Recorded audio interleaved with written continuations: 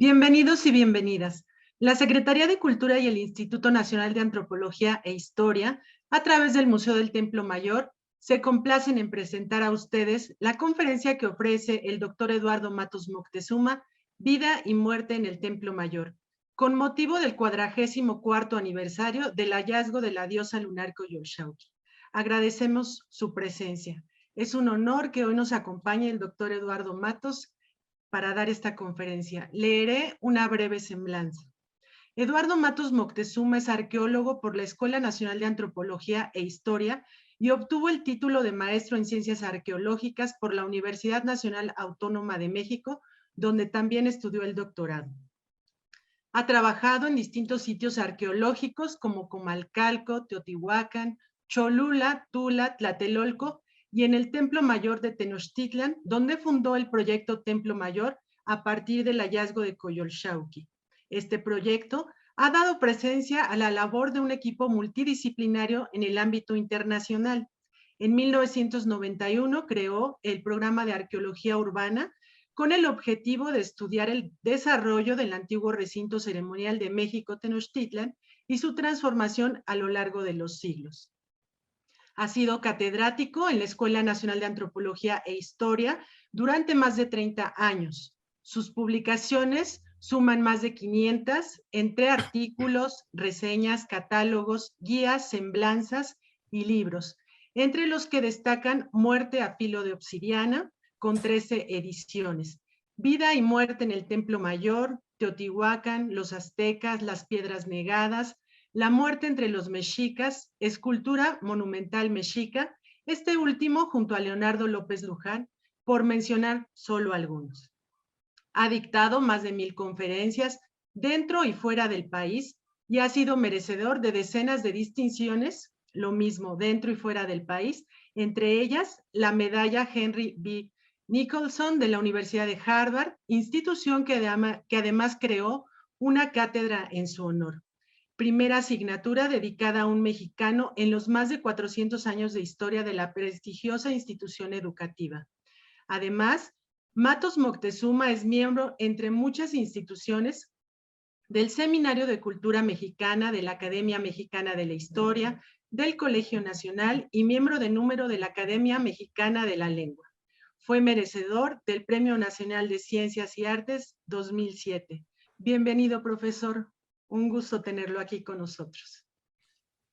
Muchas gracias, querida Mitzi, y desde luego que pues quiero agradecer la presencia de todos aquellos que me están escuchando, y si no lo pudieron hacer ya lo podrán realizar en los próximos días porque va a permanecer esta conferencia en YouTube, si no me equivoco.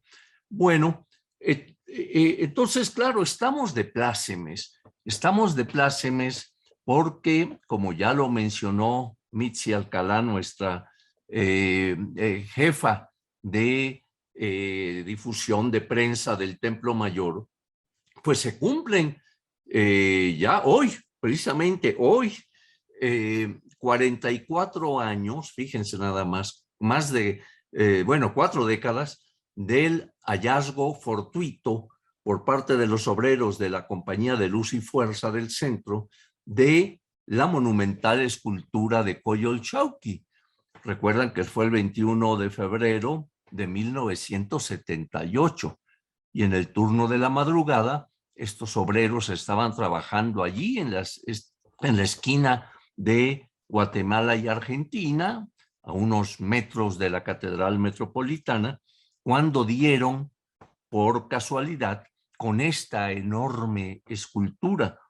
Y realmente fue impresionante la actitud de los obreros y quienes los dirigían, porque siendo el turno de la madrugada, y en vez de romper con estos aparatos y colocar sus cables y romper la piedra, aquella que les impedía continuar, no, detuvieron el trabajo. Al día siguiente avisaron al INA, al Instituto Nacional de Antropología e Historia, y fue así como se pudo conservar esta enorme escultura, y hoy pues celebramos esos 44 años del hallazgo, pero también del inicio de un proyecto de investigación multidisciplinario como lo es el proyecto Templo Mayor.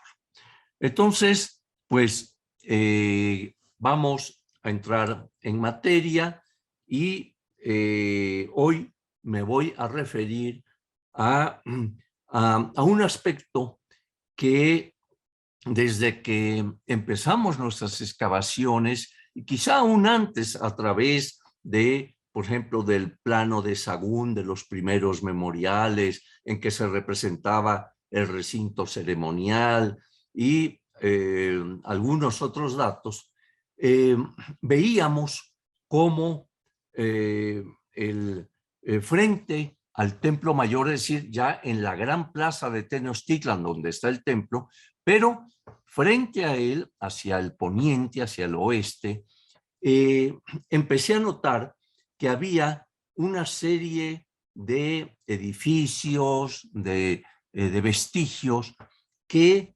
finalmente me llevaron, después de bastante tiempo, a plantear lo que hoy quiero también presentar ante ustedes. Es decir, que frente al Templo Mayor se encuentran dos, vamos a decir, ejes, dos líneas, ¿verdad?, que parten de cada una de esas dos partes que conforman el Templo Mayor. Como ustedes recordarán, el Templo Mayor está o se forma por dos edificios juntos, es decir, que tienen sus dos escalinatas hacia la parte alta. En la parte alta están los adoratorios de Tlaloc y de Huitzilopochtli. En fin, es un templo dual. Y entonces empezamos a ver, ya con nuestras excavaciones y, como digo, con algunos datos también de las fuentes escritas, cómo frente al Templo Mayor se prolongaba lo que considerábamos era la esencia del edificio, es decir, la presencia de estas dos deidades, Tlaloc y Huitzilopochtli, pero lo que ellas representaban, es decir, por un lado, Tlaloc, la producción agrícola, el dios de la lluvia, relacionado con la fertilidad, etcétera, etcétera, y a su lado, Huitzilopochtli, también en su santuario, pero con otro tipo de representación. Es el dios solar, es el dios de la guerra mexica, y también vemos cómo se asocia pues con la expansión militar y desde luego pues con lo que eso implica, la guerra, el sacrificio, la muerte. Entonces planteamos en un primer libro esta dualidad presente en el templo y titulamos aquel libro como Vida y Muerte en el Templo Mayor, es decir, vida, Tlaloc, muerte, Huitzilopochtli, en aquel edificio mexica. Vamos entonces a pasar a ver algunas imágenes para poder ir planteando digamos, esta idea y estos ejes de vida y muerte en el edificio. En la siguiente imagen, en la primera, vamos a ver precisamente cómo varios códices, aquí nada más escogimos dos, pero vemos cómo varios códices representan al principal edificio mexica. Por un lado tenemos, por ejemplo, el Teleriano Remensis a la izquierda, o una de las imágenes, porque tiene varias, que el Códice Durán nos muestra. En el del Teleriano Remensis podemos observar cómo el edificio se asienta o está colocado sobre una plataforma general en su parte baja. Hay toda una plataforma que sostiene a los dos edificios unidos, y vemos cómo estos están conformados por cuatro cuerpos y, como decíamos, por dos escalinatas, que permiten llegar a la parte alta donde se encuentran los dos adoratorios a la vida, a Tlaloc, y a la muerte, a Huitzilopochtli. En el Códice Durán, de igual manera, un poco más esquemática, vemos este basamento que sustenta a los adoratorios, pero ya vemos la parte alta donde están estos dos adoratorios, en donde el que está a nuestra izquierda pues representa o se relaciona con Tlaloc, inclusive sus almenas tienen forma de caracol, en fin, y del lado derecho vemos el santuario a Huitzilopochtli. Entonces, pues, allí tenemos esta dualidad presente en este edificio, pero todo esto implicaba también un simbolismo, un aspecto muy importante, porque cada lado también contenía un mito de gran relevancia. El lado de Tlaloc, desde luego, es la montaña sagrada donde se guardan los mantenimientos que los dioses otorgan a los hombres. Recordemos aquel mito en que Quetzalcóatl va a robar precisamente del Tonacatépetl, del cerro de los mantenimientos, va a robar los granos de maíz, y cómo en estos mitos nahuas también se habla cómo de ese maíz se va a hacer al hombre, ¿no? El otro lado, el de Huitzilopochtli, claramente está representando lo que tiene que ver con el sol y con la guerra, ¿no? Vemos allí cómo está escenificado precisamente todo aquel mito que nos relata el combate de el dios solar Huitzilopochtli contra sus hermanos Coyolxauhqui, la luna, y los Sensohuitznagua, las innumerables estrellas, según lo ha interpretado el doctor Edward Seller. Entonces, vemos pues que en realidad lo que esto está reflejando es una presencia en última instancia de la sobrevivencia misma del grupo mexica. Es decir, por un lado, Tlaloc, el agua, la lluvia y la producción agrícola, que era una de las bases del sostenimiento económico de la sociedad mexica.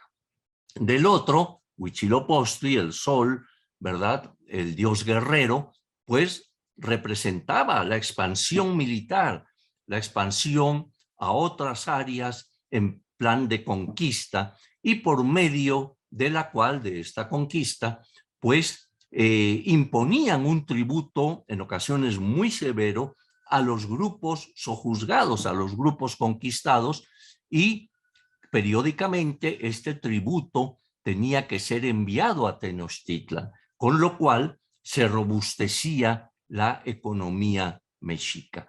Este tributo se aplicaba a los pueblos conquistados según la región en que se encontraban, según lo que producían en esa región. Por ejemplo, pueblos costeños tenían que enviar caracoles, conchas, etcétera, etcétera. Y desde luego también cargas de maíz, de frijol, de frutos, pieles de animales, trajes de guerreros, escudos. O sea, en las áreas en que había cal, pues la cal también entraba en esos tributos. Las plumas, por ejemplo, áreas tropicales donde las aves proliferan y tienen muchos colores muy bellos y demás, también estas plumas, estas aves eran trasladadas a la sede, al corazón del imperio que era Tenochtitlan. Entonces, como ustedes ven, esta dualidad de vida con toda la producción agrícola, de muerte con la imposición a otros grupos a través de la guerra, pues era fundamental para el sostenimiento mismo del imperio.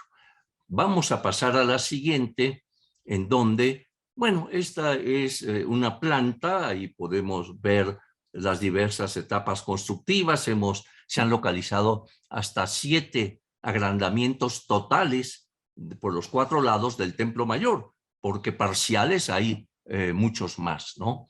Pero si pasamos a la siguiente, vamos aquí a poner atención a lo que ya venimos mencionando. Allí, en la parte superior, con los números 1 y 2, observan ustedes el Templo Mayor, todo visto en planta, ¿no? Bueno, en primer lugar, estamos dentro del gran recinto ceremonial, la plaza principal de Tenochtitlan, que según Sahagún tenía en su interior hasta 78 edificios. Aquí, claro, se han resumido, ¿no? Para poder tener una idea de lo que venimos planteando. Entonces, ahí se ve, como digo, el Templo Mayor, los santuarios de Tlaloc y Huitzilopochtli, con los números 1 y 2, y vemos aquí ya estos ejes que vamos a ir definiendo a lo largo de la charla. Primero, veamos, por ejemplo, el lado de Tlaloc, que está en estos números azules, ¿no? Vemos el 1, pues implica el santuario del mismo Dios en el templo, y dentro de un rato vamos a ver cómo en el templo mismo, pues hay todas estas presencias relacionadas con el Dios de la lluvia, ¿no? Pero noten que el número 3 enfrente es un pequeño santuario, un pequeño adoratorio, ¿verdad? No recuerdo, creo que tiene más o menos unos 6 metros por lado, en el cual se encontraron imágenes de cuerpo entero de la deidad, de Tlaloc. Entonces, vimos también que siguiendo en ese eje, tenemos el número 8. El número 8 abajo, en donde se trata del templo de Hecatquetzalcóatl.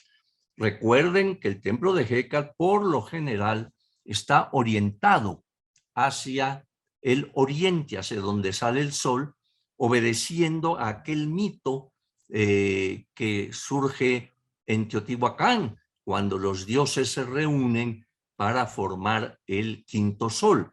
Y entonces hay incertidumbre entre los dioses de por qué lugar, por qué rumbo del universo va a surgir ese sol, ¿no? Unos decían que no, que podía ser por el norte, otros que por el sur, en fin. Pero es Hécatl uno de los dioses que atina y dice, no, va a salir por el oriente. Y por eso pienso yo que el edificio, siempre que se le representa, está orientado hacia ese rumbo del universo, hacia el rumbo oriente, que está presidido por Xipetotec, por el Tezcatlipoca rojo, que es el lugar por donde va a emerger el sol con toda fuerza, con ese color rojo. Es diríamos, el Huitzilopochtli, el guerrero que va a empezar a ser parido por la tierra y empezar a surgir y a recorrer el firmamento hasta el mediodía, en donde se va a detener. Allí se convierte en Tonatiuh, ¿verdad? El sol del mediodía, del centro, y después va a continuar su recorrido hacia el poniente, donde ya es el rumbo femenino del universo, y ya es un sol, digamos, que ya va empezando a declinar, ¿verdad? Hasta llegar al horizonte donde es devorado por Tlaltecutli, por la tierra, para que pase a su interior y al siguiente día volver a parirlo por el oriente. Entonces es un constante movimiento, ¿verdad?, de oriente a poniente que tiene el sol. Pero la relación con Tlaloc de este edificio es muy interesante, porque se menciona como el Hecatquetzalcóatl, que es el dios del viento, pues va a soplar para ir barriendo, ¿verdad? Y que y preparando la llegada de las lluvias, ¿no? Entonces, esto es muy interesante en relación a la ubicación del edificio y a lo que implica su presencia y su asociación con el dios del agua. Pasemos al eje que está al lado, en rojo, el número 2, el 4, el 7 y el 5.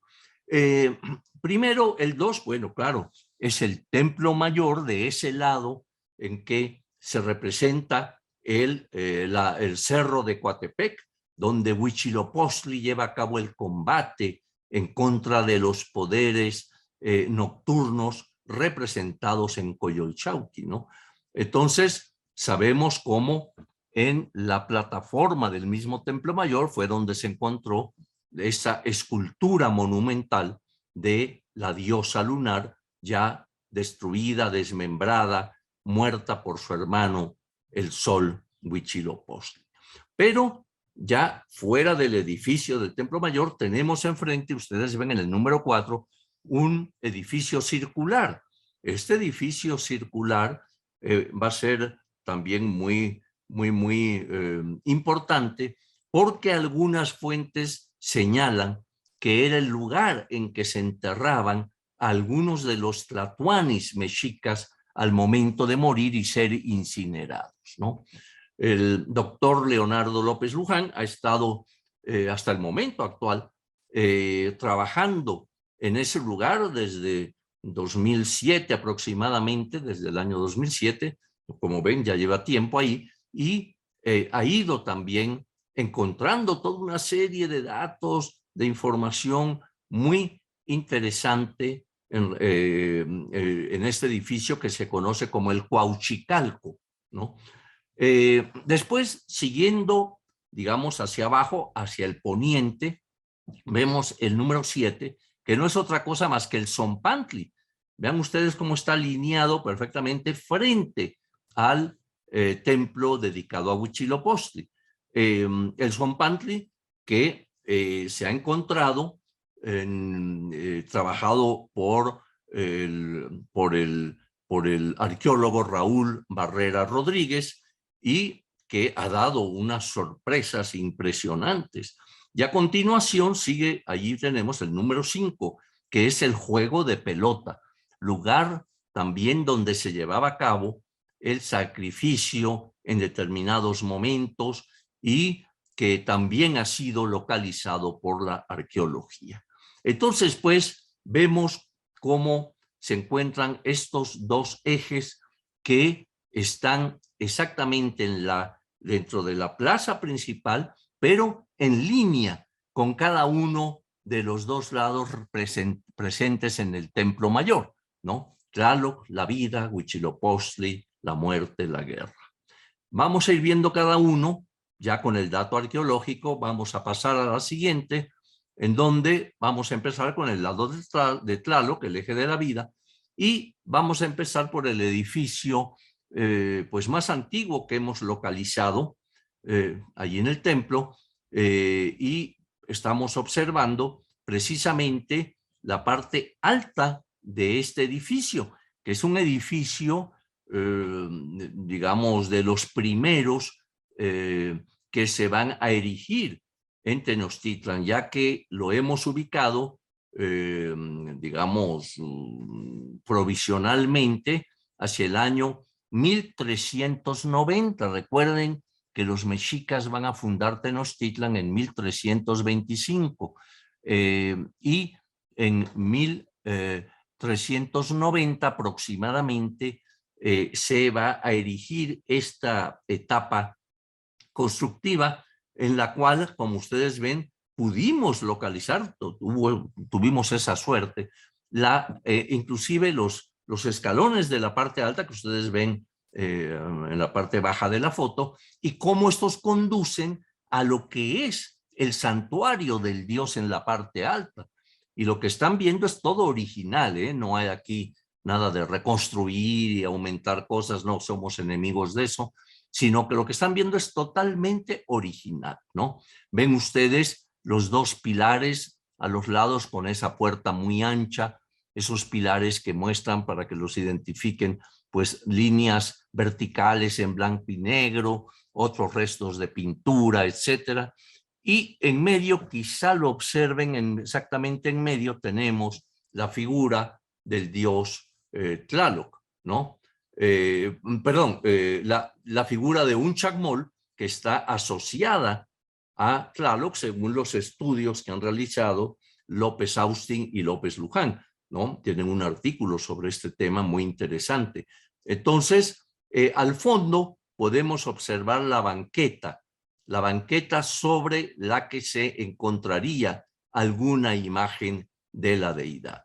Obviamente esta etapa fue cubierta por la tercera etapa constructiva, en fin, el edificio iba agrandándose cada vez más, pero siempre guardando las mismas características de tener las dos escalinatas y los dos santuarios en la parte alta. En la siguiente vamos a observar el chacmol. Aquí lo tenemos policromado tal como se encontró. Fue un trabajo de conservación muy bueno para preservar sus pigmentos. Y claro, ven ustedes cómo tiene esta posición muy especial, semi-recostado, ¿verdad? Viendo hacia un lado y con el recipiente sobre el vientre en el cual se depositaba la ofrenda que la figura llevaría al interior a la deidad, a Tlaloc, ¿no? Vemos, digamos, aparte de los pigmentos, ciertas características. Por ejemplo, en la nariz se le iba colocando hule, igual que en otras figuras que hemos encontrado. Pero, en fin, el hecho y lo importante es que esta presencia nos está hablando de ese lado del dios del agua. Vamos a ver en la siguiente imagen precisamente esculturas, figuras que se encontraron reclinadas sobre la escalinata de la etapa 3. La etapa 3 pues va a cubrir a la anterior etapa que acabamos de observar, y allí se ha encontrado estas figuras. La de la derecha, según se aprecia, es una serpiente. Ven ustedes cómo está enroscada, ¿verdad? Ahí el cuerpo, y al final un rostro que emerge de las fauces de la serpiente, a lo mejor la representación de una Cihuacóatl, ¿no?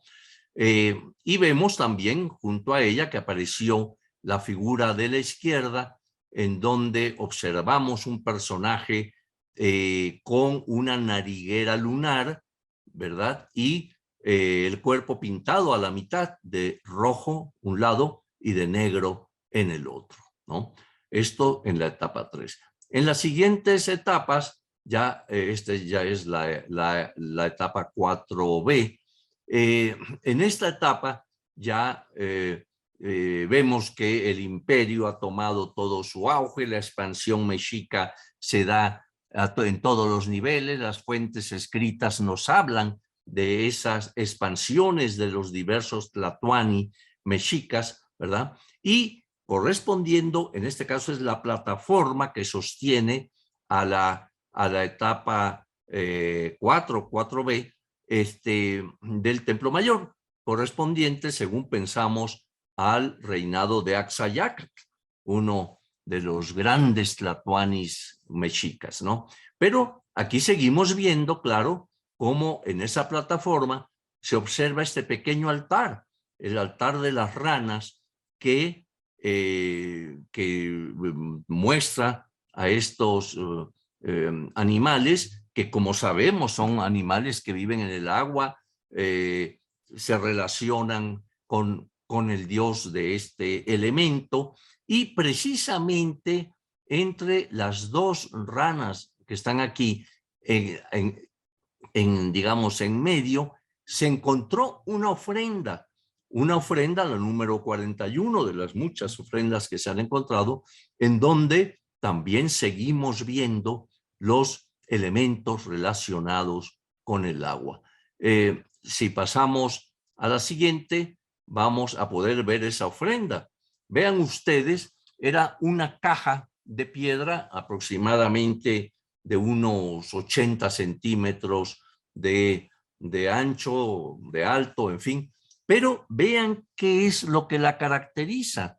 La tapa, en su parte superior, vean la foto de la derecha, vemos el rostro de la deidad. Ahí está Tlaloc con sus anteojeras, ¿verdad? Su nariguera, muy reconocible, sus colmillos, pero en una manera maravillosa de, no sé, de abstracción mezclada con un realismo como en el mundo prehispánico se permitían todo esto. Vemos que a los lados, a ambos lados, aquí vemos solo uno, ahí se encuentran las piernas de la deidad, o sea que la caja, así como la tapa muestra el rostro, la caja está mostrándonos el cuerpo de la deidad, ¿no? Al frente también trae un glifo, pero en su interior, ahora sí que diríamos en el vientre de la deidad, una vez destapada, vean la foto de la izquierda, vemos lo que se encontró, una enorme máscara mezcala, quizá de las de mayores dimensiones encontrada, pero vean ustedes, por ejemplo, estos elementos en color blanco, es una canoa, una pequeña canoa, ¿verdad? Vemos su remo, vemos el arpón para la pesca y la máscara está rodeada de una serie de serpientes de agua, de chalchihuites o piedras verdes, cuentas de collar, etcétera, ¿verdad? Y el interior estaba recubierto de estuco pintado en tono azul. Entonces, vemos cómo este elemento pues está también en esa ofrenda y asociado al altar de las ranas. La que sigue, bueno, aquí ven esa máscara de esta ofrenda 41 y en la siguiente vamos a poder observar otra ofrenda, la cámara 3, también del lado de Tlaloc. Vean ustedes la cámara, cómo se encontró, y en su interior dos ollas, que ustedes ven ahí en la parte alta de la foto, dos ollas con representación de deidades femeninas asociadas al agua, ¿no?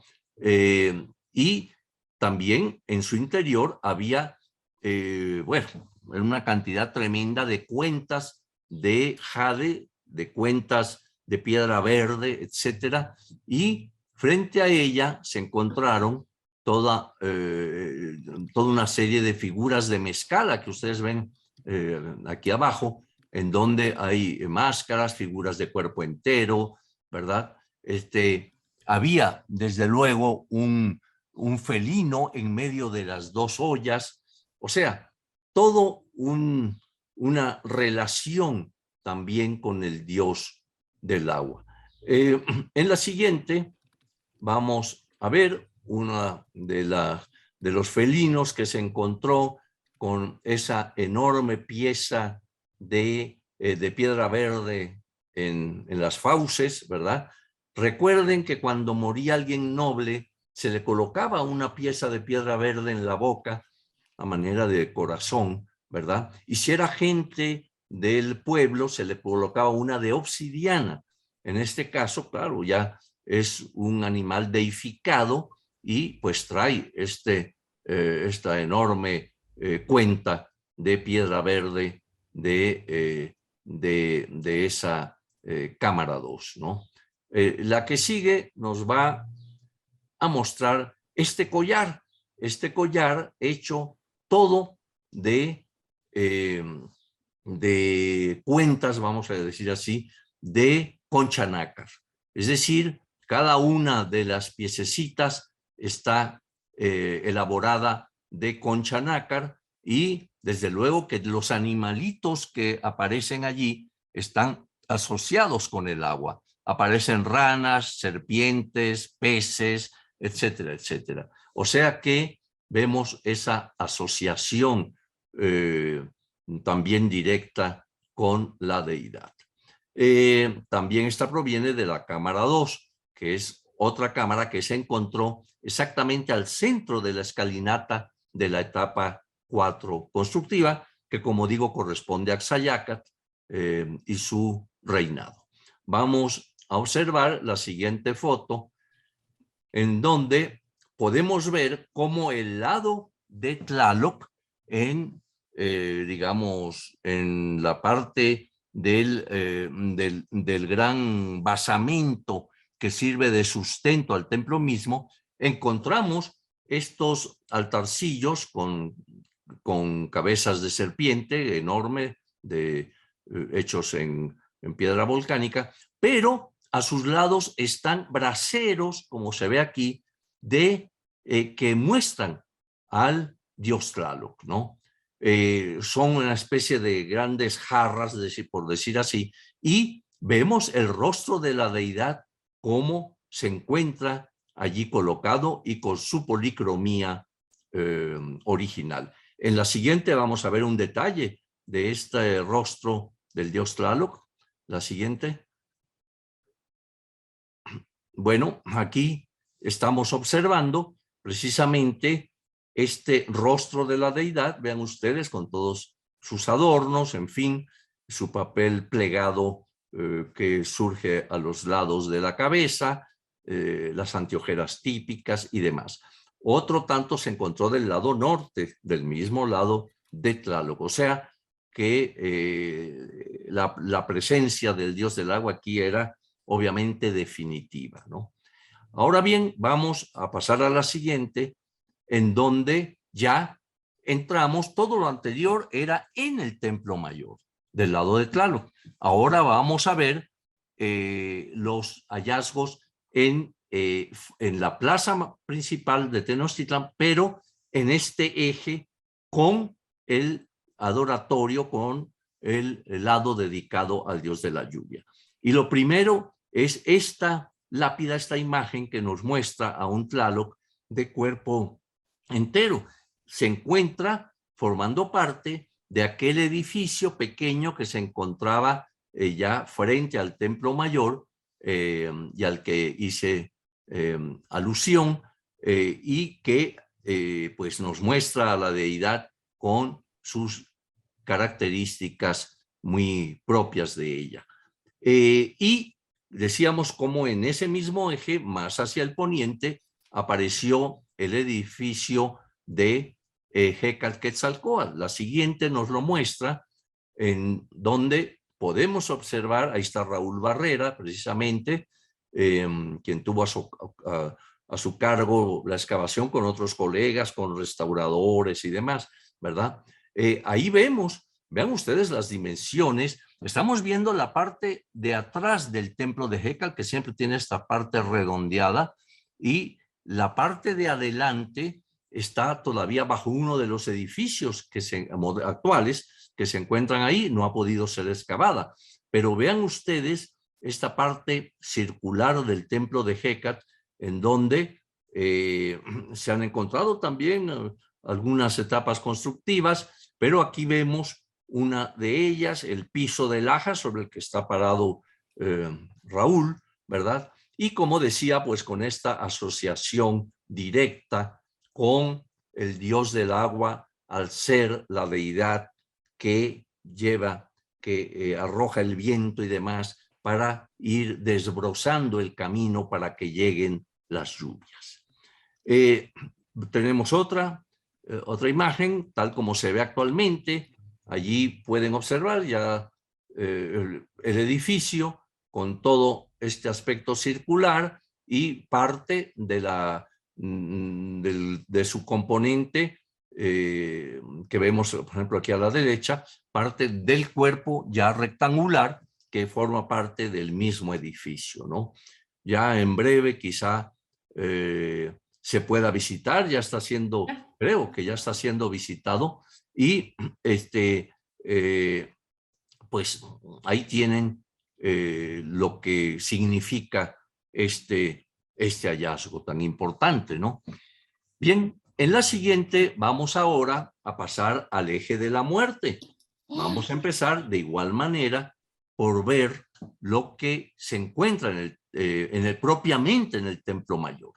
El Templo Mayor, aquí vemos esa parte de la misma etapa 2. A su izquierda estaría lo que observamos casi en las primeras fotos del lado de Tlaloc. Aquí estamos del lado de Huitzilopochtli, ¿no? Perfectamente bien conservado todo lo que observamos y vemos, como decíamos, las últimas escalinatas que llevan hacia la parte alta de esta etapa constructiva y en donde sobre esta enorme plataforma con su estuco original y demás, podemos ver restos del santuario a Huitzilopochtli.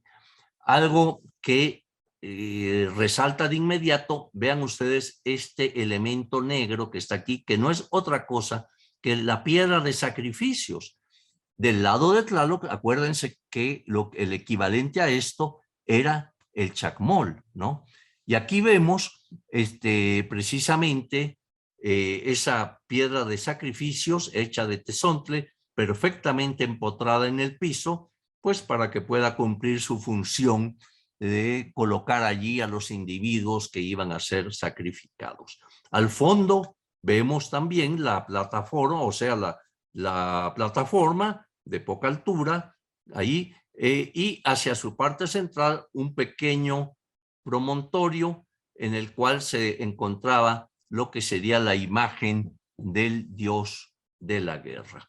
Entonces, pues, como decíamos, esto equivale a 1390 aproximadamente, principios, diríamos, casi de la ciudad mexica, ¿no? Pero vamos a empezar a ver precisamente los elementos de muerte, aparte de la piedra de sacrificios, que ya de por sí nos dice mucho. Vamos a poder ver en la siguiente imagen lo que estas figuras que se encontraron reclinadas sobre la escalinata de la etapa 3. Esa etapa 3 ya es del momento, el inicio en que Tenochtitlan ya se libera del yugo de Azcapotzalco y empieza a ser una etapa constructiva, la 3, ya de mayores dimensiones. Se nota que ya hay mano de obra que puede, digamos, hacer la ampliación, etcétera, ¿no? ¿Y qué vemos aquí? Pues encontraron unas 8 esculturas, como ustedes observan, reclinadas sobre la escalera. Recuérdense que habíamos visto en la misma etapa, del lado de la escalera de Tlaloc, 2 figuras también reclinadas sobre la escalera, ¿no? Ahora del lado de Huitzilopochtli aparecen estas figuras.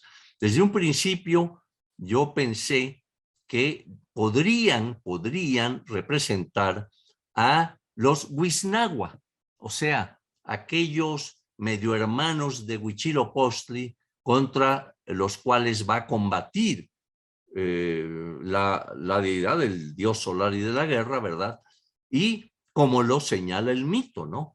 Entonces, vemos estas esculturas, algunas de gran tamaño, por ejemplo, la que está a la izquierda, inclusive lleva sus incrustaciones en los ojos de concha y obsidiana, etcétera.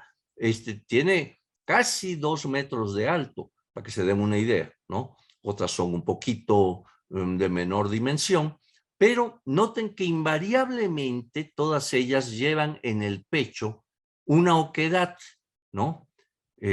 Una oquedad en la cual en una de ellas se le quitó el estuco que lo tapaba y se encontraron piedras verdes, ¿no? Y nos relatan algunos cronistas como Fray Bartolomé de las Casas, en fin, varios de ellos, cómo se colocaba, dicen, en los pechos de sus ídolos estas piedras verdes a manera de corazón.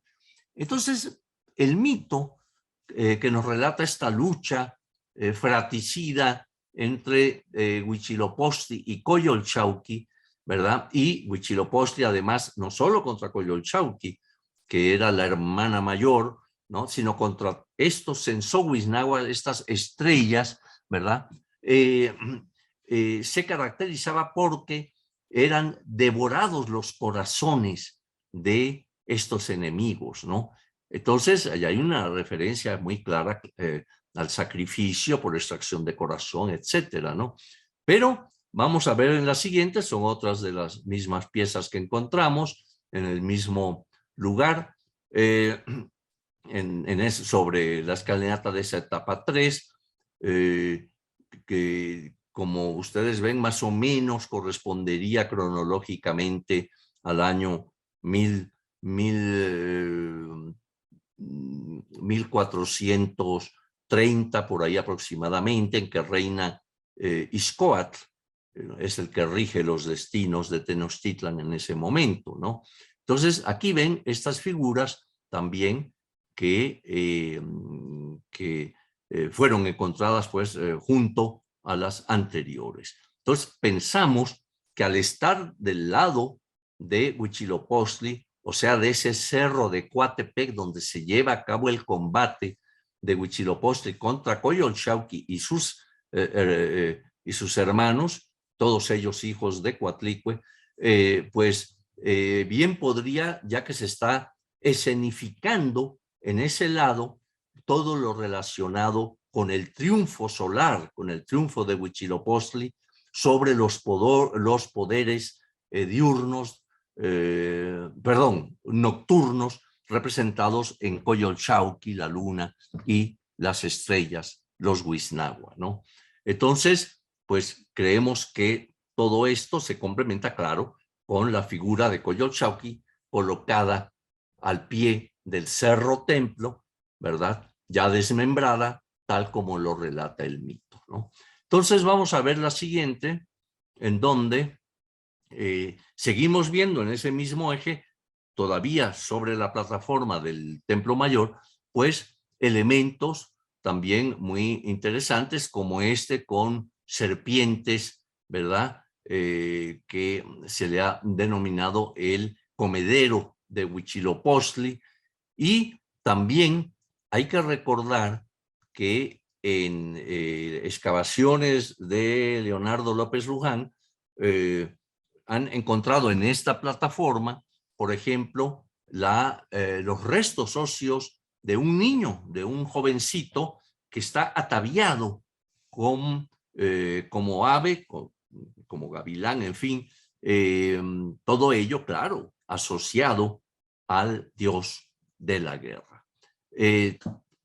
También, ya después haré referencia a otro hallazgo interesante que se me pasó a mencionar cuando hablábamos de lo de Tlaloc.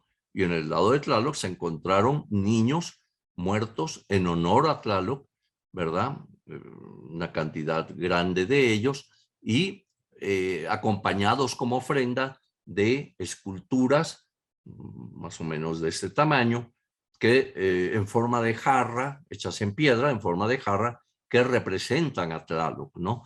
Y parece ser, por el estudio de Juan Román Berreyesa, el antropólogo físico que estudió ese hallazgo del lado de Tlaloc, pues posiblemente corresponde a la época de Moctezuma I, cuando hay una gran sequía y se requiere inmolar niños para que atrajeran el agua. Recuérdense que una característica es que a Tlaloc principalmente se le ofrendan niños, pues en este caso quizá en el Templo Mayor mismo, o en lo alto de las montañas en honor de la deidad para que no falte el agua. En la siguiente imagen vamos a ver, claro, a Coyolxauhqui, ¿no? A quien celebramos hoy después de su hallazgo hace 44 años. Vean ustedes, sabemos, es una escultura monumental. Recuerden, tiene 3 metros con 25 centímetros de diámetro. O sea, es una pieza escultórica grande, hecha de piedra volcánica, andesita, pero noten ustedes sus características. Ahí está el tronco de la deidad desmembrada. Vean ustedes cómo miembros superiores e inferiores, brazos y piernas están separados, están cercenados y separados del tronco del cuerpo, y está decapitada. Ustedes observan cómo en el cuello se ve precisamente digamos, la idea del cercenamiento, y la cabeza de la deidad con su gran penacho, en fin.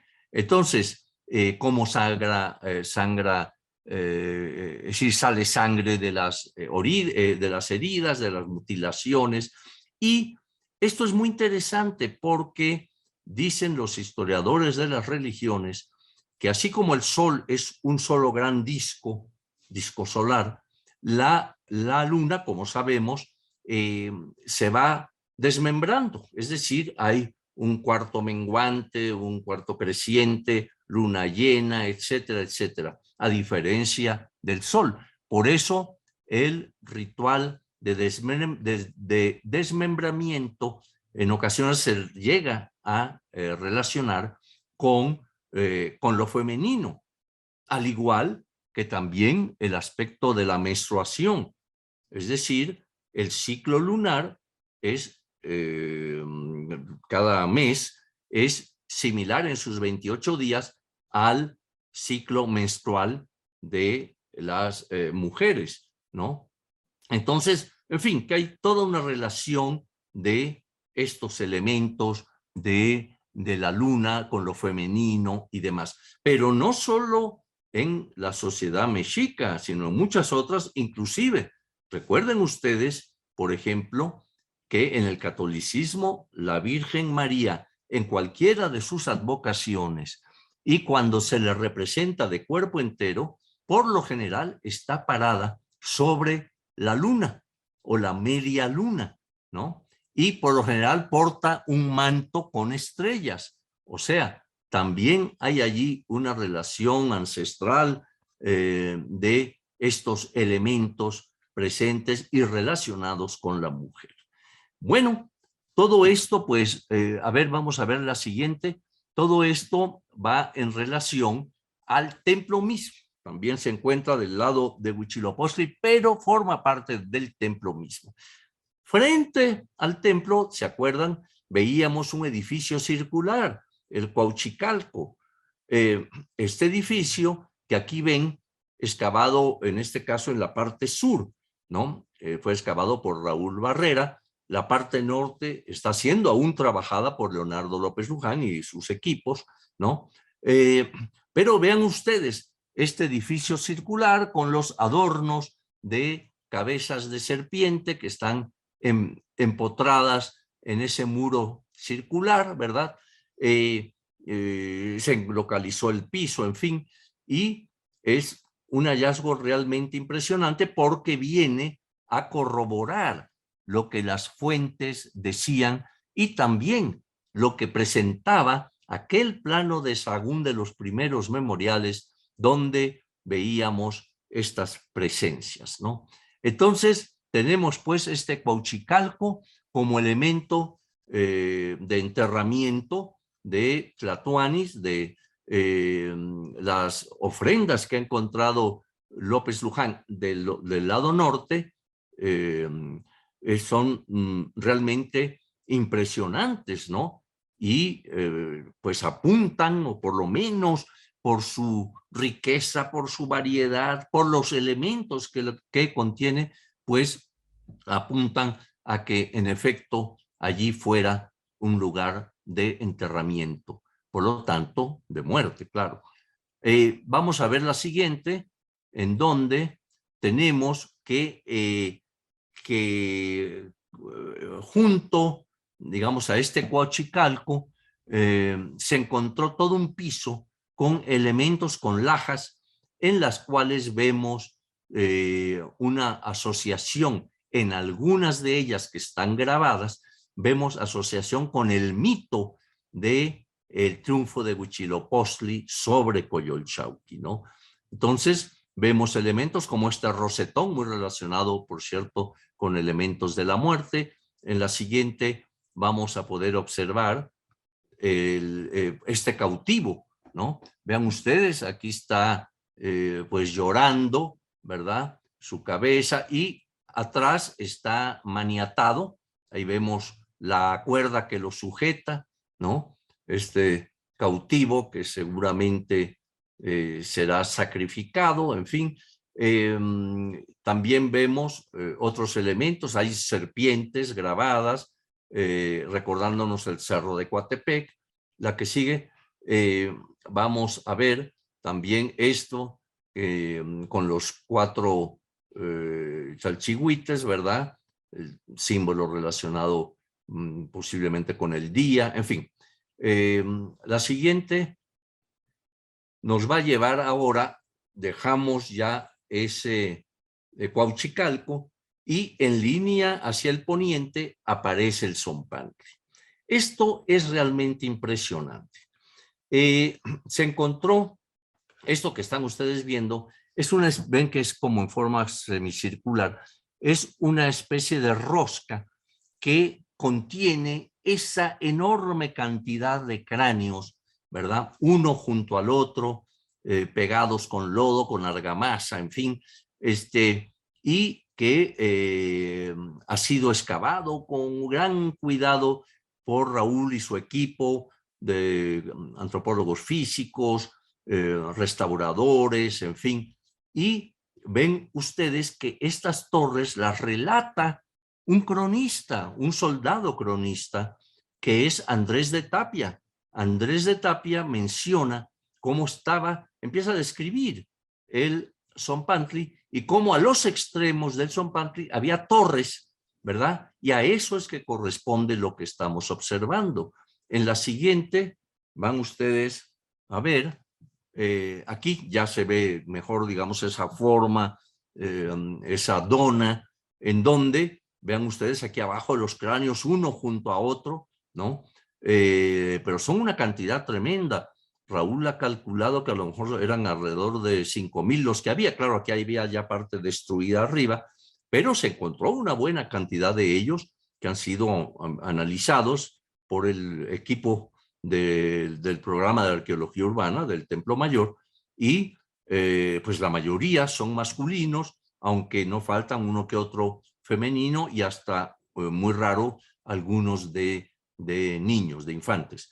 Pero la mayoría pues es de estos cráneos muy posiblemente de áreas conquistadas por el Mexica y que sus prisioneros eran traídos a la metrópoli para ser sacrificados, ¿no?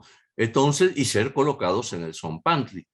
En la que sigue, vamos a observar ahora también restos de la escalinata norte del templo, perdón, del juego de pelota. Este juego de pelota ya se había localizado antes por el mismo programa de arqueología urbana, ¿verdad? Y se habían encontrado parte de la cancha, esta es la escalera norte que lleva a una parte alta, digamos, al cuerpo del lado norte que conforma el juego de pelota, y el interior de la cancha pudo ser excavado también y se encontraron allí ofrendas muy, muy interesantes que vamos a ver a continuación. La que sigue, pero antes vamos a observar esto. Esto es un altar, y se encontró restos de otro similar, encontrado en el año 1900, principios del siglo XX, por don Leopoldo Batres. Don Leopoldo empezó a excavar en una zanja de 2 metros de diámetro, empezó a excavar detrás de la catedral, en medio de lo que es hoy la calle de Guatemala, y fue encontrando estos altares. Vean ustedes qué representan. Son cráneos, ¿verdad? Alternados con huesos cruzados y nuevamente cráneo, huesos cruzados, cráneo. O sea, todo esto con chumolpili, o sea, estas piezas que vemos ahí con un cráneo representado en uno de sus lados y que es el siglo, es la representación del siglo náhuatl, ¿no? Pero allí se encontraron estos elementos también en el eje que venimos señalando, el eje de muerte de asociado con el dios de la guerra, de la expansión militar, etcétera, ¿no? Entonces, la que sigue nos va a mostrar también cómo el mismo Batres encuentra esta escultura grande, está en el Museo Nacional de Antropología, de una pelota de para el juego de pelota, ¿no? En la que sigue vamos a ver también, por ejemplo, canchas como esta del juego de pelota que representan esa cancha del lugar en que se practicaba este juego ritual. Tenemos otros hallazgos. La que sigue nos va a mostrar también estos silbatos tubulares que se encontraron en algunas de las ofrendas. En el caso del programa de arqueología urbana, inclusive se llegaron a encontrar pelotas de hule, o sea, pelotas, pequeñas manoplas representadas en imagen, en una materia prima, seguramente con chanaca, en fin, toda una serie de elementos asociados a esto. Ya para terminar y no atormentarlos tanto, vean la siguiente imagen, que ya va a ser la última, en donde en una de las maquetas que se han colocado, las 3 maquetas que se han colocado afuera del, digamos, de la zona arqueológica del Templo Mayor, podemos observar esto también con toda claridad, ¿no?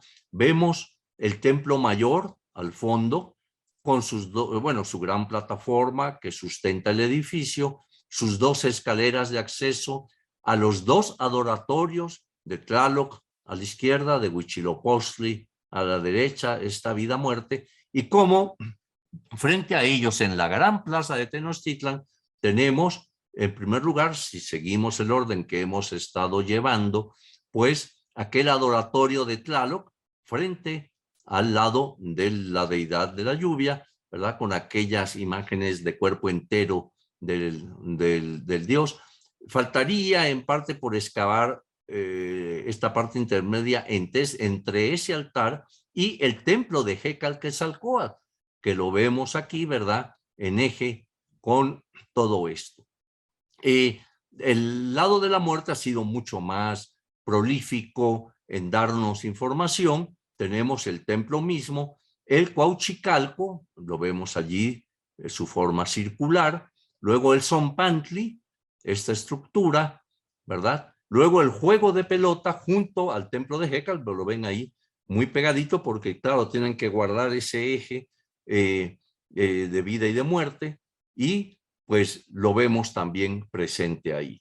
Entonces, como ven, tanto la arqueología como las fuentes históricas que se complementan mutuamente han permitido llegar a, a entender, a comprender estos elementos en donde la fuente histórica que conocíamos con antelación nos estaba indicando algunas de estas presencias, pero faltaba corroborarlo con la arqueología. Y entonces entra en juego la arqueología y empiezan a aparecer todos estos edificios, todos estos elementos que hemos observado y que pues nos permiten llegar a estos planteamientos que como planteamientos pues pueden también ser verificados con futuras excavaciones o ratificados. O sea, en algún momento dado pueden salir una serie de elementos que echan por tierra estos planteamientos. Pero por el momento lo que vemos es precisamente esos 2 ejes presentes a lo largo de la del gran patio ceremonial de Tenochtitlan, y que pues nos está indicando esa presencia de la vida y de la muerte. Pues muchas gracias a ustedes y pues esperamos a ver si alguien se anima a preguntar algo. Profesor, por ahí ya están comentando Nadia, Jessica, Lili, que no es ningún tormento escucharlo y por supuesto creo que todos opinamos lo mismo, es un verdadero placer. Pues muchas gracias por esta ponencia. No sé si ustedes recordarán cuando nos daban esta famosa tabla de Mendeleev, tabla química, donde este químico impresionante logró identificar una clasificación que incluso estaba tan bien hecha que años después se empezaron a encontrar otro tipo de elementos y cabían perfectamente bien en esta tabla.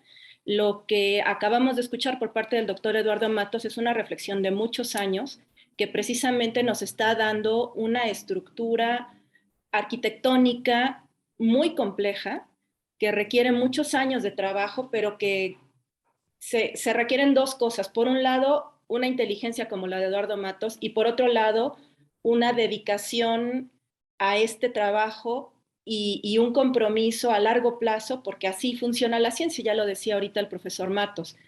Es una propuesta que, como todas las ciencias, nada está escrito en piedra, todo puede cambiar, todo se puede mejorar, pero yo creo, profesor, que esta es una estructura tan lógica y que cuadra tan bien con esto, que nos va a dar para muchos años de trabajos y de estudios que seguramente van a corroborar lo que nos ha generosamente platicado el día de hoy. Muchas gracias, querida Patti.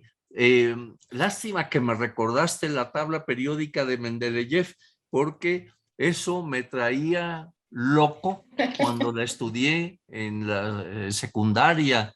En fin, bueno, vaya, ¿para qué les cuento mis desgracias? Adelante.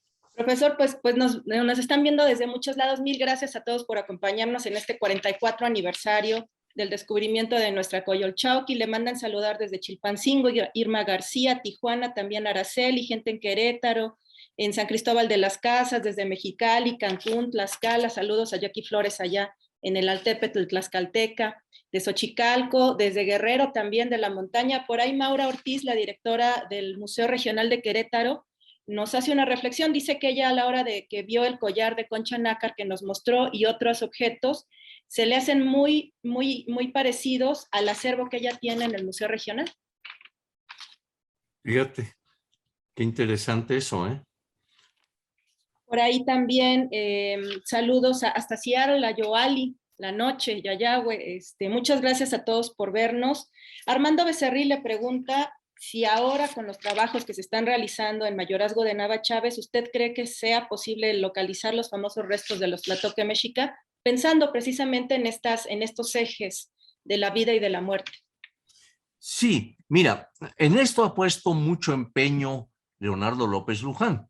Leonardo, al igual que yo diría que todos los miembros del proyecto Templo Mayor, no nos vamos nada más porque, bueno, vamos a encontrar al Tlatoani, no, sino que vamos muy metódicamente, muy paso a paso, tratando de encontrar elementos que permitan sustentar esto. Tenemos el dato de las fuentes escritas que señalan, ¿no? Alvarado Tesosomo y otros, cómo allí fueron enterrados, por ejemplo, Axayácal y algún otro de los Tlatoanis, en fin, ¿no?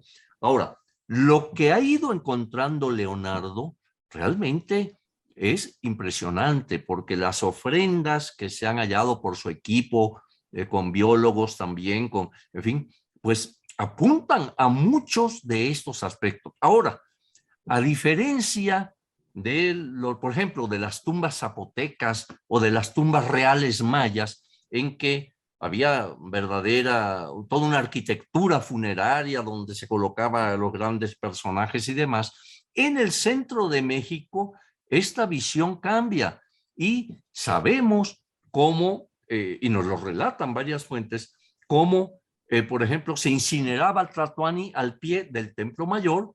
Hay imágenes de eso en que se le está incinerando, pero las cenizas se colocaban dentro de una escudilla de barro. O sea, que no piensen que va a salir el esqueleto con ricos atavíos, etcétera, sino que imagínense para atinarle a una pequeña urna, ¿verdad?, que contenga las cenizas, algunos restos óseos de los Tlatoani, pues, como se dice, pues está cañón.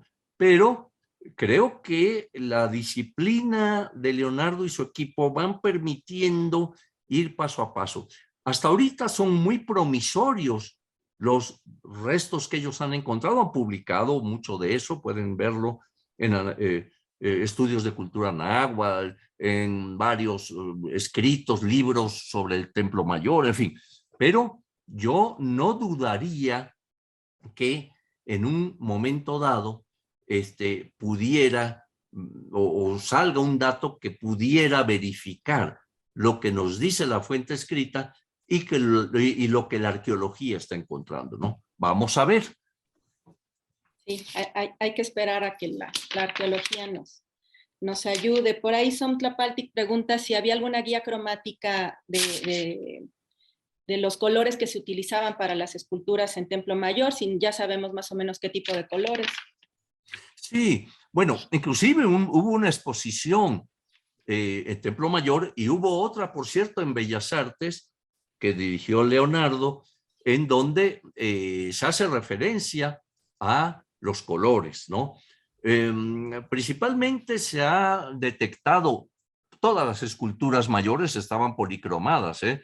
Estaba policromada la Piedra del Sol, estaba policromada la Coyolxauhqui, la Tlaltecutli, etcétera, etcétera, ¿no? Entonces, se ha podido ver que la paleta mexica fundamentalmente tenía colores como rojo, azul, amarillo, negro y blanco. Por ahí Batres en algún relato dice que él encontró algo con verde. Bueno, podría ser, pero es cosa de que por lo menos las que se han podido ver así fehacientemente en las esculturas, en ollas, en vasijas, son esos 5 tonos. También en la pintura mural del Templo Mayor y de edificios cercanos a él, se ha podido ver estos tonos, estos colores, la mayoría de origen mineral, pero también los había de origen vegetal. Pero sí, hay publicaciones al respecto en que pueden ver todo este aspecto cromático de los mexicas. Gracias, profesor. Frankovich Flores Morales pregunta, bueno, que le gustaría saber más sobre el Zompantli, sobre su significado, y voy a unir su pregunta con la que más adelante nos preguntan acá sobre Coyolxauhqui y el significado de su nombre, los famosos cascabeles, y si Coyolxauhqui fue venerada en alguna otra región o solamente era conocida por su papel en el mito, que ese es un tema muy interesante, por ahí usted lo trató alguna vez. Sí, entonces, la pregunta original era sobre... El Zompantli. ¿Sobre qué? Sobre El Zompantli. Bueno, el Zompantli ha sido encontrado en varias zonas arqueológicas. Por lo general es una estructura baja, quizá pongan alrededor de 1 metro de alto, a veces 80 centímetros, en fin, ¿verdad? Es una plataforma, una estructura arquitectónica sobre la cual se encajaban postes de madera que a su vez estaban atravesados por una serie de vigas de madera también. Y nos dan el relato tanto en las fuentes escritas como también arqueológicamente se han encontrado zompantlis. Ahora, yo en mi libro Muerte a filo de obsidiana tengo un capítulo dedicado al zompantli y allí menciono algunos de ellos encontrados. Por ejemplo, a mí me tocó excavar el de Tula, ¿verdad? En la plaza principal de Tula, allí se encontró un zompantli. También ahora, pues el proyecto Templo Mayor y el programa de arqueología urbana también nos han permitido, pero este último hallazgo que pudimos observar con esta cantidad de cráneos es realmente impresionante, ¿no? Varias fuentes y varios códices representan al zompantli, ¿verdad? A veces es muy esquemáticamente una pequeña estructura con un cráneo atravesado por las sienes, por estas vigas donde se les colocaba, ¿no? Pero también, por ejemplo, en Tlatelolco se encontraron cráneos del zompantli y la característica de los cráneos que estaban en el zompantli es que tienen la oquedad en los temporales aquí de la viga por la cual estaban atravesados. Hay una lámina de Fray Diego Durán en que se nos muestra la estructura del zompantli y arriba estas vigas con muchos cráneos colocados allí, ¿no? Pero el dato arqueológico que viene de de este hallazgo, pues es impresionante, porque nos está dando toda una visión que además, atrás del Zompantli había toda una intención política, había toda un porqué, aparte del aspecto religioso, también había un mensaje político presente en estos cráneos de decapitados, ¿no? Entonces, pues esto es muy interesante. Había un complemento de la pregunta, pero no me acuerdo. Y, ya ahorita preguntan también sobre Coyolxauhqui y sobre Eso es. su nombre. Ajá. Sí. Bueno, Coyolxauhqui, según los nahuatlatos, quiere decir la de cascabeles en las mejillas, y efectivamente trae un cintillo aquí en la nariz del cual cuelga un cascabel. Se han encontrado hasta el momento 6, 7 representaciones de Coyolxauhqui, unas de cuerpo entero, como es la muy conocida que yo mostré y que se encontró por estos obreros de la Compañía de Luz en 1978, pero hay también nada más de la cabeza o del rostro, ¿no? De la cabeza tenemos la figura de Diorita, que está en la sala mexica del Museo de Antropología. Del rostro tenemos la que se encuentra en el Museo Peabody, en Harvard, donde se ve el rostro de la deidad, igual con sus cintillas y sus cascabeles colgando, ¿no? Nosotros encontramos allí en Templo Mayor restos de otras esculturas monumentales de Coyolxauhqui. Y pues la figura en realidad, esta deidad, era conocida antes de estos hallazgos, pero me da impresión que no se le daba tanta relevancia. Entonces, al momento del hallazgo, ¿verdad?, de esta pieza formidable, en un principio, los primeros días, no se sabía por parte del equipo de salvamento arqueológico, que fue el primero en intervenir, no se sabía qué deidad era, porque los colegas que se encargaron de esto no eran mexiquistas, no estaban dedicados a la cultura mexica, ¿no? Entonces, fue un mexiquista como Solís, que fue inmediatamente, vio la figura y dijo, esta es Coyolxauhqui, por esta y estas características, porque él sí conocía muy bien todo el mito y demás, ¿no? Entonces Felipe Solís fue el primero en identificar la figura de Coyolxauhqui, ¿no?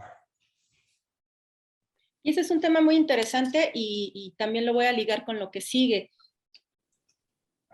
A 44 años de distancia, por supuesto, se nos hace ya muy obvio esta pieza, pero a la hora del descubrimiento seguramente fue un momento muy interesante, muy intenso de debate académico, y en particular porque fue lo que dio pie precisamente al proyecto Templo Mayor.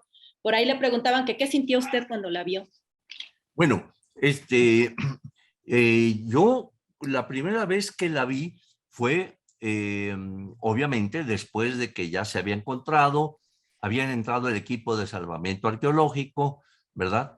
Entonces yo fui a verla y bueno, el impacto fue, imagínense, una escultura de este calibre allí, todavía tenía algo de su color original, de sus pigmentos, en fin, realmente era impactante ver una figura de este tipo.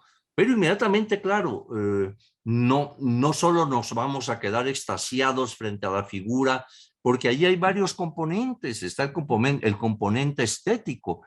Esta figura, desde el punto de vista estético, es una maravilla. En un círculo conformar este cuerpo humano que tiene movimiento, la posición de los brazos, las piernas, le da un sentido de giro, ¿verdad?, que es realmente impresionante. Pero aparte de eso, está todo el contenido, digamos, simbólico de la deidad, ¿no? Su lucha contra el dios solar, ella como la luna, lo que implica todo esto que platiqué de las características femeninas, en fin, son muchos elementos que se deben tomar en cuenta para poder entender la posición de la diosa en sí y la posición de la diosa en todo el contexto arqueológico cuando se encuentra unida al lado de la muerte. Ella misma es una mujer muerta, descuartizada, decapitada, ¿no?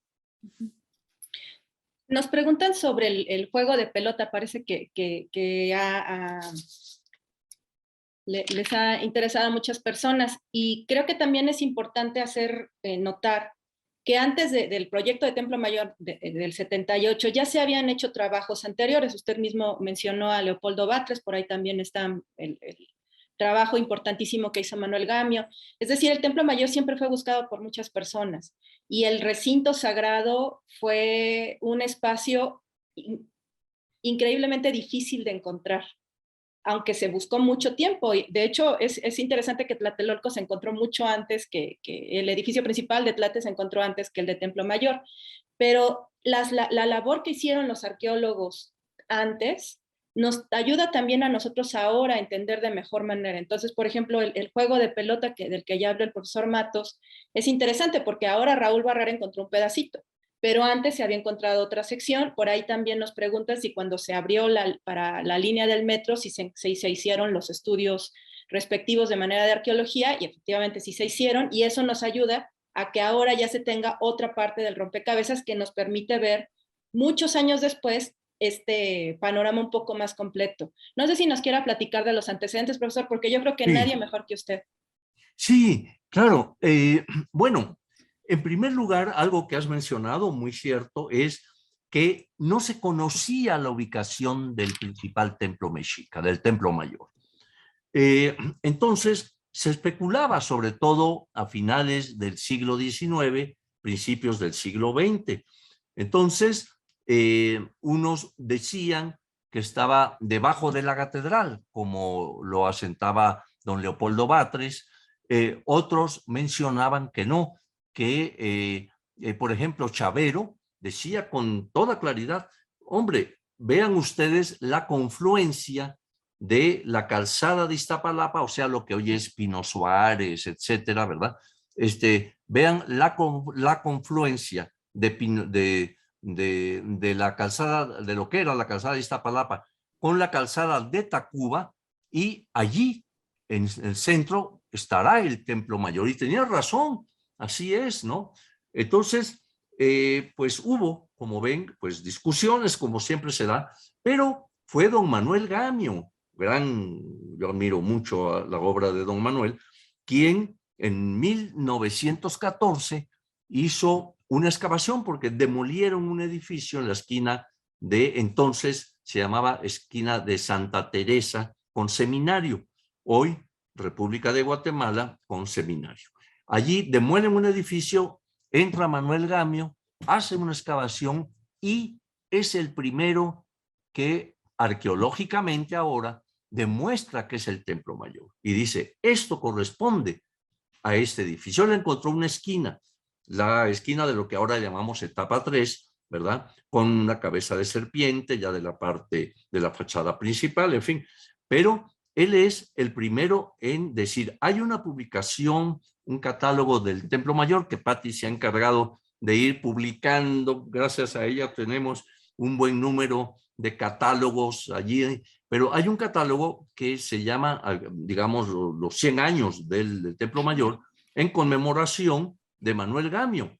O sea, allí escribimos varios, ahí está todo un trabajo, por ejemplo, de Carlos González, Patti misma, yo, en fin, varios publicamos ahí.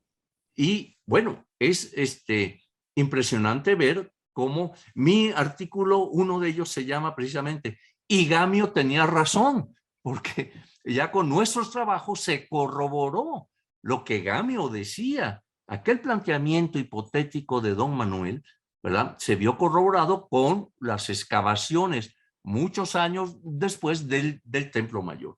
Entonces aparece. Luego el juego de pelota, por ejemplo, ahí efectivamente empezamos a excavar detrás de la catedral, ¿verdad?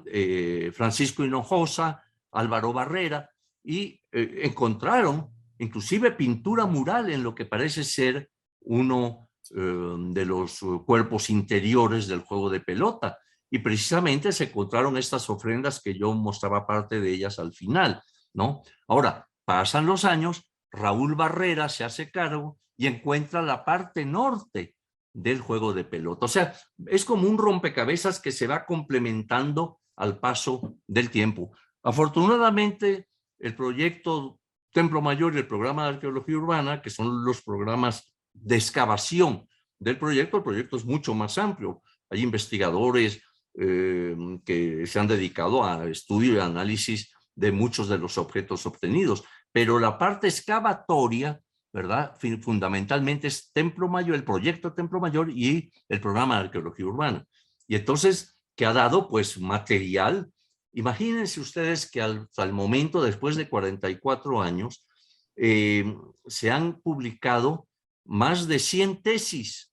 Bueno, no publicado, se han presentado más de 100 tesis sobre diversos temas del Templo Mayor, pero se han publicado igualmente más de 1,200 y pico de trabajos entre artículos, reseñas, guías, tesis, libros académicos, libros de difusión, en fin, catálogos, en fin. O sea, que es un proyecto que ha dado mucho en ese aspecto y en eso estamos muy orgullosos todos los miembros del Templo Mayor y del museo, ¿no? Porque realmente es impresionante la cantidad de información que se ha podido obtener. Y que también se hace de manera colaborativa. Eso es importante porque la ciencia finalmente es un trabajo donde se requiere de muchas personas y no solo del propio equipo, que también eso es algo que hay que resaltar del proyecto Templo Mayor, que desde que Eduardo Matos se hace cargo de él se hace de un montón de especialistas que no necesariamente son arqueólogos. La primer gran pareja del arqueólogo pues es el restaurador, por ejemplo, ¿no? Y en no todos los proyectos necesariamente había una colaboración tan estrecha. Y además Eduardo Matos se hace de biólogos, de geólogos, incluso de astrónomos.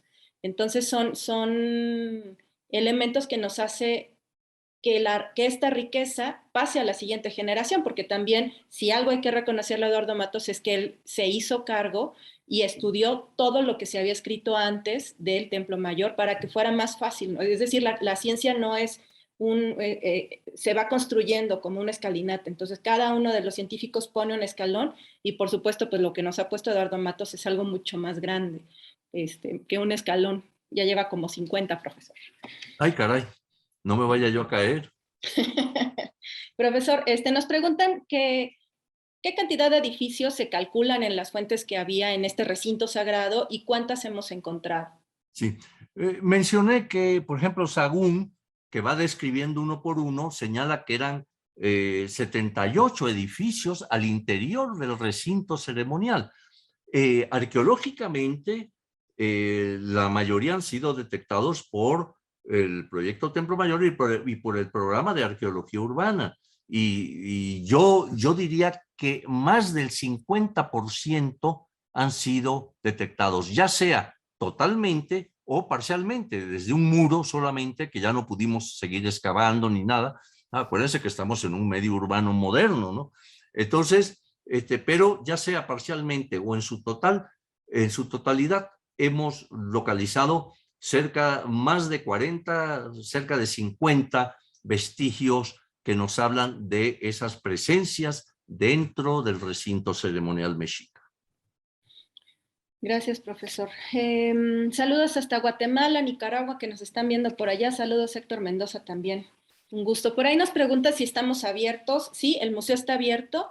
Y preguntando sobre el edificio de Hecatl, se puede visitar los sábados y los domingos, mediodía, porque sigue en trabajos el edificio en el que está este edificio tan importante. También los invitamos a que visiten Marqués del Apartado. Es un edificio que está contiguo al Templo Mayor, se puede acceder con el boleto de entrada a Templo y ahí también hay un resto de una escalinata que antes no se podía observar porque estaba el patio y ahora Raúl Barrera nos permite, quitó la parte del patio donde estaba cubierta y se puede visitar con el mismo boleto. El Zompantli está cerrado.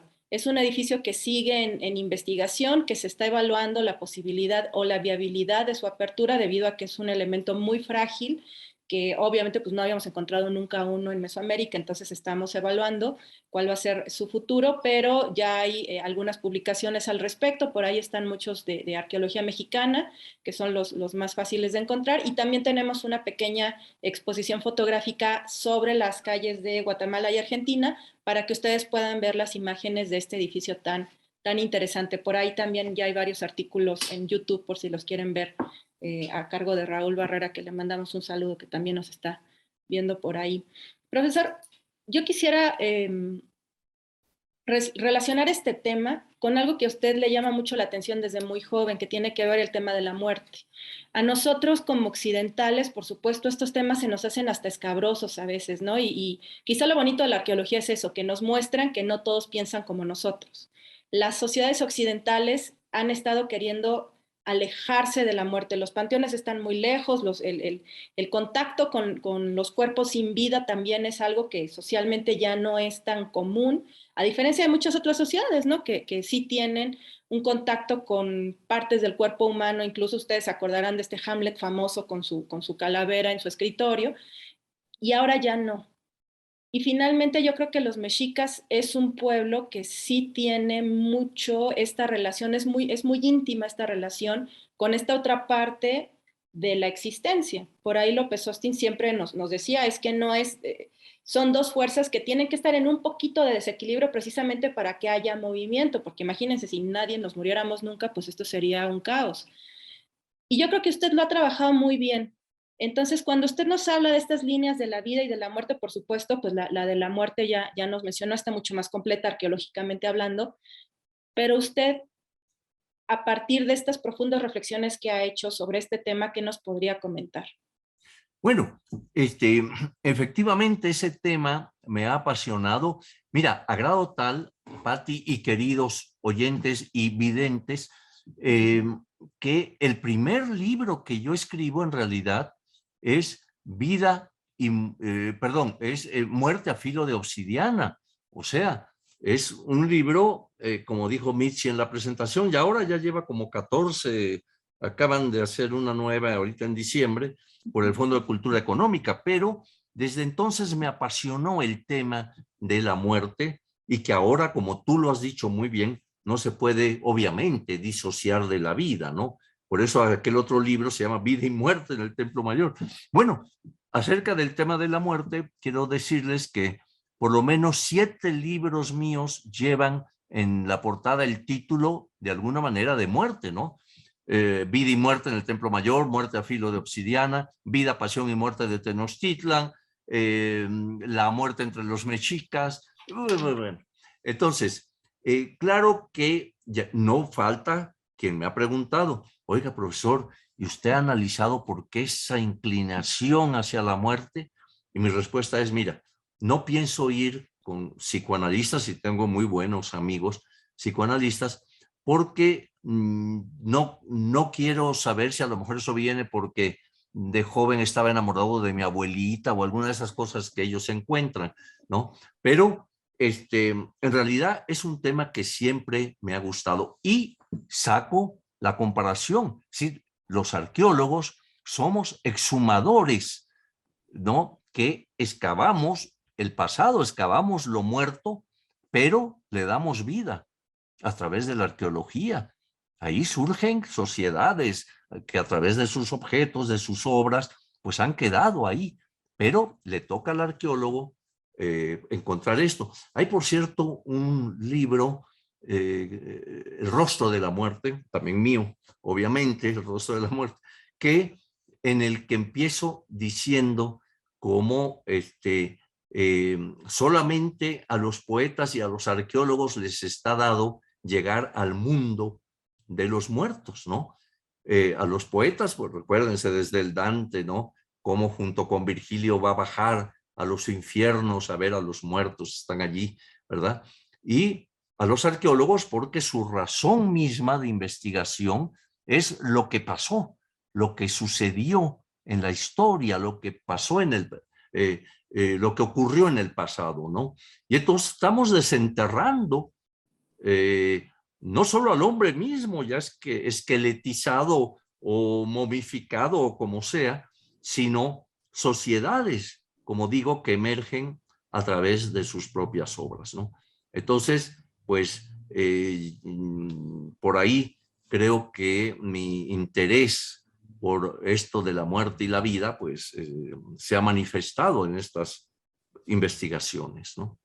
Gracias, profesor. Y creo que son muy, muy pertinentes porque también como arqueólogos no podemos, nos exige la arqueología que abramos un poco nuestra visión del mundo de los otros y en particular de esos otros que ya no somos o que ya no compartimos estas ideas occidentales de cómo se ve o cómo debería ser la vida. Y eso es algo que ha trabajado usted desde hace mucho tiempo y yo creo que eso nos ha permitido también acercarnos de mejor manera a las cosas. Por ahí le preguntan cuál ha sido su experiencia, su mejor experiencia como arqueólogo. Uy, bueno, obviamente han sido varias, pero yo creo que el proyecto más significativo en mi vida obviamente es el Templo Mayor, ¿no? Son 44 años, yo ya no estoy, digamos que al frente de las excavaciones, bueno, sí sigo investigando algunos temas, ¿verdad?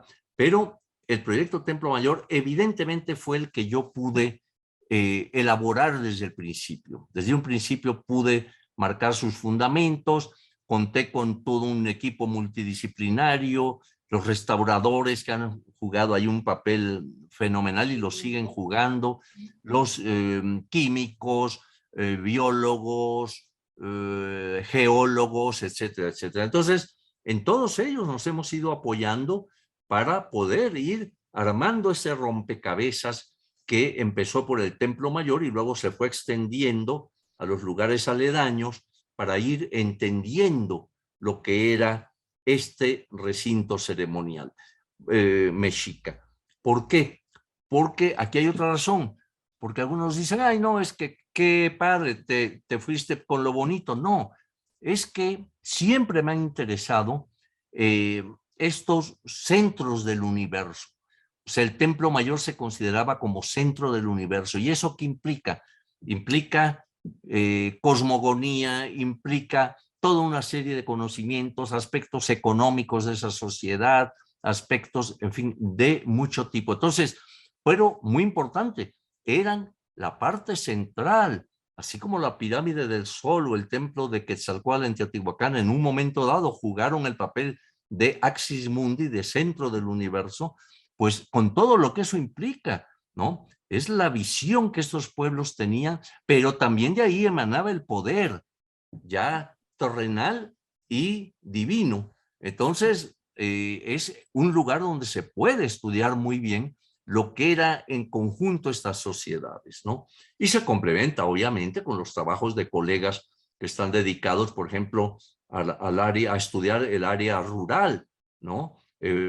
Porque es una sociedad no solamente es esa parte central, aunque en ella se encuentran muchos de los elementos fundamentales que nos explican mucho de esa sociedad, ¿no? Entonces, por eso, pues, siempre he tenido interés en estas estructuras, ¿no? Y que yo creo que tampoco hay que olvidar que a diferencia de Teotihuacán, de Chichén Itzá, que tienen una zona arqueológica bastante grande que está más o menos conservada, pues el Templo Mayor fue destruido después de 1521, entonces también fue muy difícil poder localizar los restos de esta sociedad mexica. Ya nosotros quisiéramos tener, yo creo que la 10ª parte de lo que tiene Teotihuacán.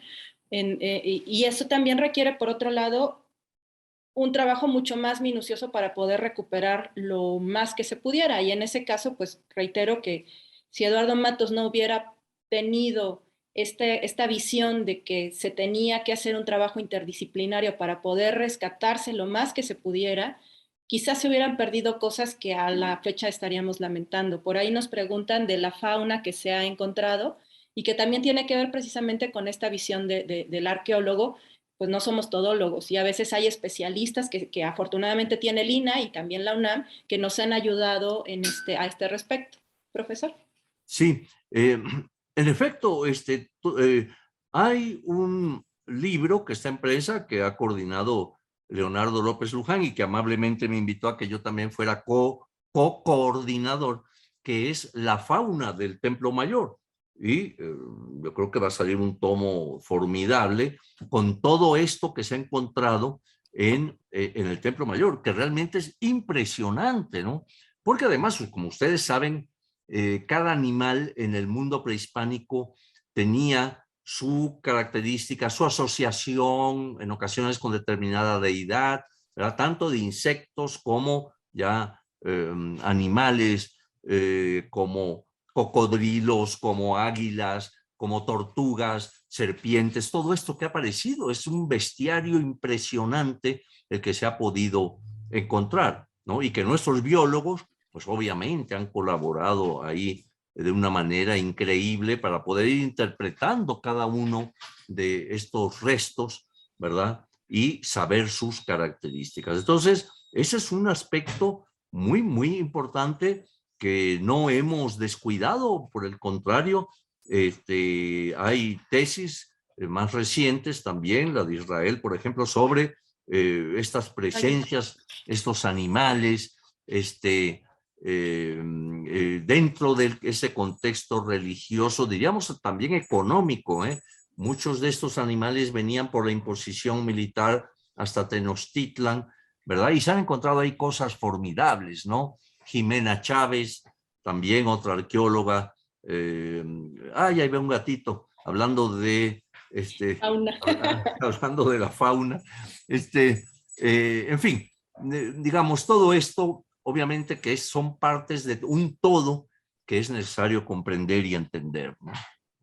Muchas gracias, profesor. Y además muy complejo, pero precisamente por eso se asume toda la responsabilidad para estudiarlo de la mejor manera posible. Y pues creo que estos 44 años son muestra de que, si bien ya se ha hecho mucho, todavía hay mucho por hacer, que por supuesto Eduardo Mato sigue siendo el eje sobre el cual, así como el Templo Mayor era el eje, el Axis Mundi, pues Eduardo Mato sigue siendo el eje del proyecto y del Museo del Templo Mayor.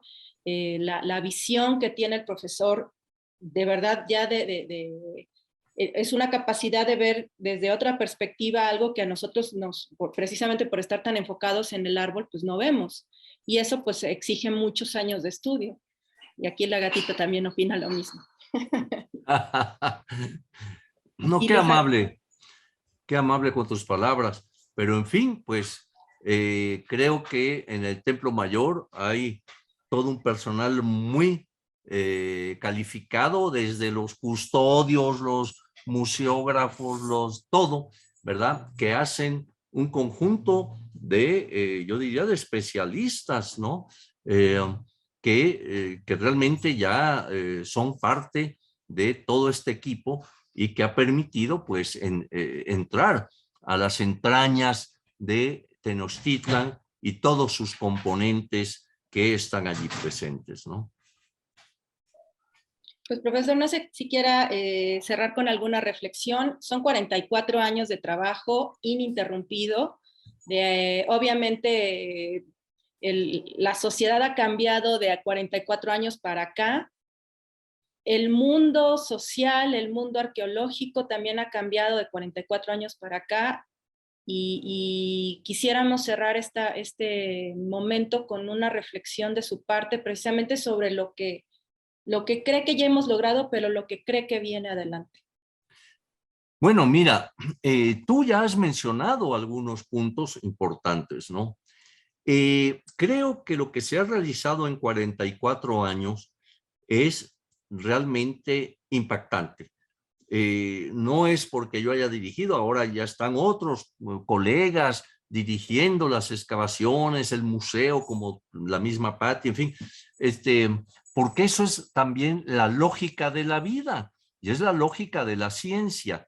O sea, se van encontrando cosas, se va enriqueciendo la información.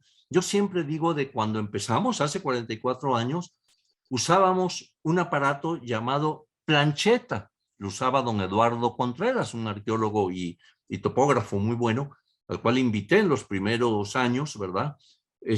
Y la plancheta actualmente, estoy seguro que de los jóvenes que nos oyen, nadie sabe qué es eso, ¿no? Era una especie, digamos, de teodolito con el cual se iban haciendo los levantamientos. Ahora ahora sí ya es para exhibirlo en museos, porque ya no se usa. El que usa una cosa de esas está atrasado, ¿no? Entonces, la ciencia va desarrollándose, la arqueología misma va aportando nueva tecnología para conocer y llegar mejor al pasado, para traerlo al presente. Entonces, ¿qué reflexión puedo hacer después de 44 años? Pues que yo ya me hice a un lado, porque ya toda esa tecnología maravillosa la están aplicando los jóvenes, ¿no? Allí en Templo Mayor y en muchos otros sitios arqueológicos, pero y así debe ser, ¿no? No puede uno querer quedarse nada más con las ideas antiguas y seguir usando el teodolito como símbolo, ¿no? Sino dar paso a todo esto. Y yo me congratulo de que tuve como diríamos, pues la visión de que en un momento dado yo tenía que hacerme un lado para que pasaran estos jóvenes arrolladores y aportaran todo eso, ¿no? Entonces, si ustedes ven quiénes, y también cuando empezamos, ¿no?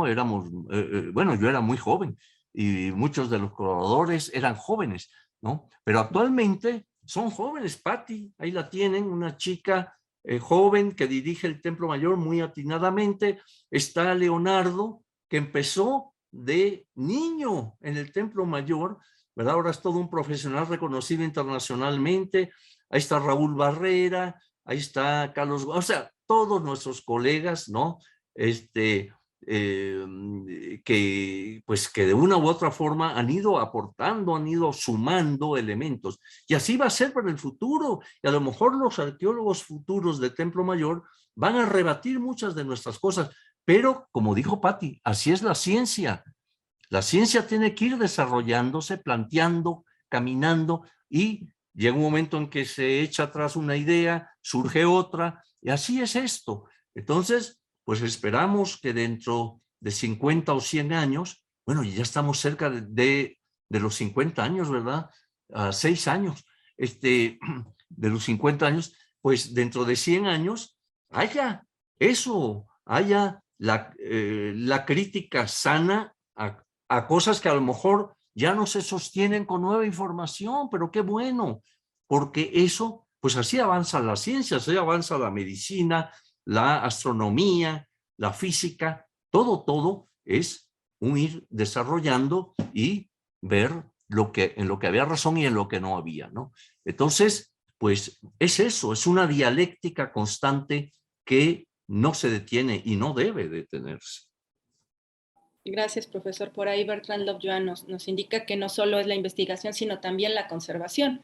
Y esa es una gran responsabilidad que el museo ha asumido también, por supuesto, de la conservación, la exhibición y la protección de los bienes que hemos encontrado, que por supuesto también como parte del Instituto de Antropología, pues estamos todos en la misma línea y yo espero que todos nos llevemos esto de reflexión, que la ciencia, yo espero que la vida no se trate de dogmas, que siempre hay que estar abiertos a cambiar, abiertos a permitir que las nuevas situaciones nos permitan a nosotros moldearnos a ellas y no al revés, tratar de nosotros moldear las cosas a nuestro leal saber y entender, sino precisamente tener esa visión que Eduardo Matos, yo desde que yo lo conozco como alumna suya, que tuve el placer de tenerlo como profesor, nos enseñó precisamente, ¿no? Que siempre hay que ser capaces de ser dúctiles en la vida para podernos adaptar a las cosas, pero también dejar lo mejor de nosotros en ellas.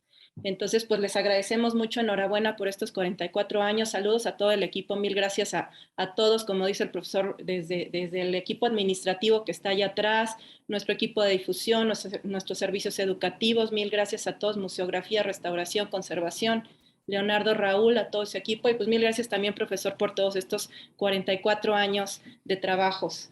Mil gracias a todos y buenas noches.